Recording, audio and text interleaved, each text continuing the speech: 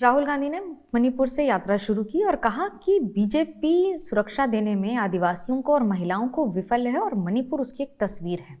कांग्रेस के कार्यकाल में कितनी बड़ी उन्होंने अन्याय किए हैं नॉर्थ ईस्ट में।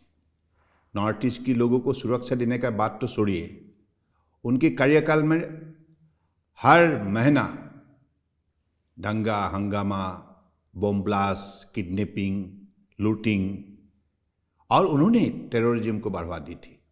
तो इसकी वजह से नॉर्थ ईस्ट अशांति का माहौल था नॉर्थ ईस्ट में, और कोई इन्वेस्टर नॉर्थ ईस्ट जाने के लिए इच्छुक नहीं थी, पर्यटक भी नॉर्थ ईस्ट जाने के लिए इच्छुक नहीं थी। इसका मूल कारण थे कि कांग्रेस का कार्यकाल में लोगों का कोई सुरक्षा व्यवस्था थे नहीं, असुरक्षित रहे। आप देखिए नॉर्थ ईस्ट एक ग्लोबल डेस्टिनेशन बन चुका है। मणिपुर की घटनाओं को आपको लगता है कि सरकार की विफलता है उसमें? क्या बीजेपी इसको बेहतर हैंडल कर सकती थी? क्योंकि पूर्वोत्तर में बहुत बड़ा मुद्दा था जिस पर राष्ट्रीय नहीं अंतर्राष्ट्रीय लोगों ने भी लिखा था कि ये गलत हो रहा है। हमारे बीजेपी ने तो संभाला सारी परिस्थिति को। ये जो कॉन्फ्लिक्ट है एथनिक कॉन्फ्लिक्ट है, ये पुरानी कॉन्फ्लिक्ट है, लेकिन उसको बहुत तरीका से बीजेपी सरकार ने संभाला, तो इसलिए फिर मणिपुर में शांति वापस आए। देखिए आप आपसा अधिकतर जिले से उसको विड्रॉ की गई है, अधिकतर प्रदेश से। कारण क्या है? शांति वापस आई है। जो भी अलगाववादी थे ये लोग भी अब हथियार छोड़ दिए हैं और उन्होंने भी मेन स्ट्रीम में शामिल हुई है। तो क्या आपको लगता है कि कांग्रेस आतंकवाद को और उग्रवाद को पूर्वोत्तर में बढ़ावा देती थी? निश्चित रूप से। कांग्रेस के कार्यकाल में इतना घटना क्यों होती थी? कांग्रेस ने क्या क्या कदम उठाए उसको? केंद्र और राज्य सरकार दोनों उग्रवाद और आतंकवाद को बढ़ावा देते थे। क्यों? उसका कारण था वो सत्ता में रहे और नॉर्थ ईस्ट कमजोर रहे। नॉर्थ ईस्ट कमजोर होने से वो अपनी सत्ता में अपना सभी बनाए रखे। वो नहीं चाहते थे कि नॉर्थ ईस्ट का विकास हो। सर्वदा असम और मिजोरम के बॉर्डर पर पुलिस फायरिंग बीजेपी के कार्यकाल में हुई है।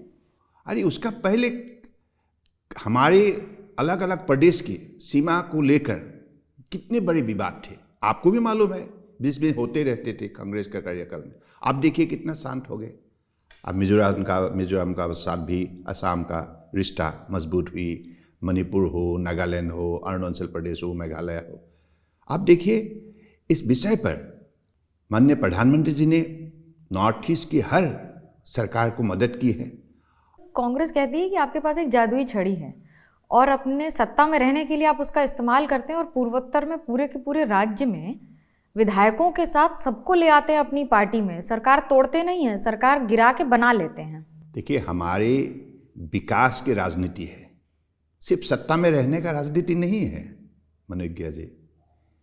अब विकास कैसे हुई है मैं हजारों उदाहरण आपका पास पेश कर सकता हूँ। आप तो पोर्ट्स एंड शिपिंग के भी केंद्रीय मंत्री हैं, आपने अपने कार्यकाल में क्या क्या बदल दिया है? उन्होंने कभी अध्ययन नहीं किया कांग्रेस ने। हमारे जलमार्ग को कभी भी उन्होंने ना अध्ययन किया ना अनुसंधान किया।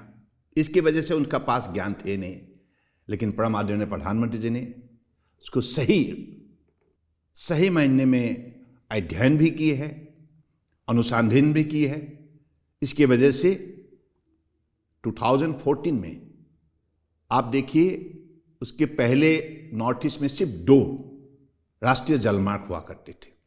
आप 2 से लेकर आप 18 तक उसका बढ़ोतरी में हुई है, 9 गुना हो गए हैं। हाँ, तो साथ साथ में कार्गो मूवमेंट पांडु से पटना तक, कलकत्ता से पांडु तक और कोलकाता से धनसिरी तक अब कार्गो मूवमेंट स्मूथली होने लगा है। तृणमूल कांग्रेस के चीफ मुख्यमंत्री ममता बनर्जी कहती हैं कि बीजेपी की सरकार में उन्हीं को प्रोजेक्ट मिलता है जो बड़े उद्योगपति हों। क्या पोर्ट और इस पर भी जिस तरह के आरोप लगे हैं कि सिर्फ उन्हीं को मिलेगा जिनके पास बड़ा काम है या जो बड़े उद्योगपति हैं, बीजेपी फेवर करती है उनको? क्या हमारा ट्रांसपेरेंट पॉलिसी है। We invite the tender, global tender, whoever participate and as per merit everything is awarded। यहाँ कोई ऐसा वो शायद उन लोगों का बीच में हो सकता है ऐसा, मोदी गवर्नमेंट में हमेशा एवरीथिंग इज ट्रांसपेरेंट।